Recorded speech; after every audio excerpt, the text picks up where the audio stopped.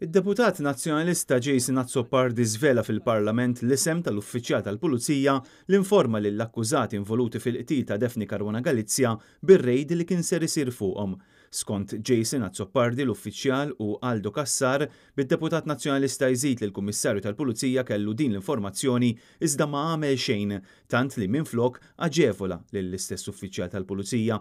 Fil-Parlament, id-deputat nazzjonalista Jason Azzopardi fakkar li kien hemm numru kbir ta' mobiles illi intremew fil-baħar mill-akkużati u staqsa kif ġietom il-muża illi jarmu l-mobiles.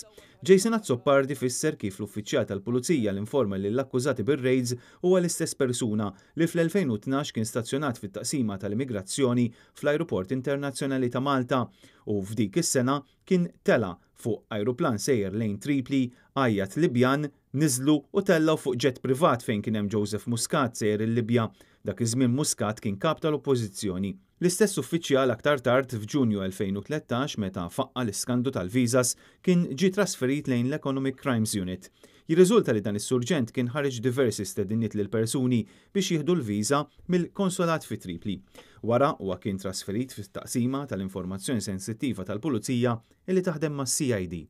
Jason Azzopardi spjega fil-Parlament li ftit tal-ġimgħat ilu il-Kummissarju tal-Pulizija Lawrence Cutajar kien informa li saret telefonata minn dan l-uffiċjal Aldo Cassar lil wieħed mill-akkużati ftit ta' sigħat biss qabel ir-rejd biex jafżhom li kien se jsir ir-rejd u se jkunu arrestati. Skont dak li ħareġ fil-Parlament jidher li l-Kummissarju sempliċiment bata s-surġent u qallu li sar jaf.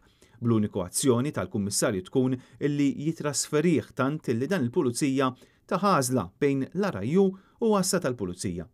Sanattant fi stqarrija l-Korp tal-Pulizija mmexxi minn Lawrence Cutajar ċaħat dan kollu qal illi dawn l-affarijiet jagħmlu ħsara fl-investigazzjonijiet li qegħdin isiru.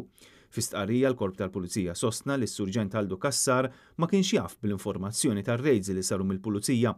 Filwaqt li l-Pulizija qed tirrifjuta l-akkuża illi kien hemm tip-off ikkonfermaw illi dak li qal id-deputat Jason Azzopardi intqal ukoll fil-qorti.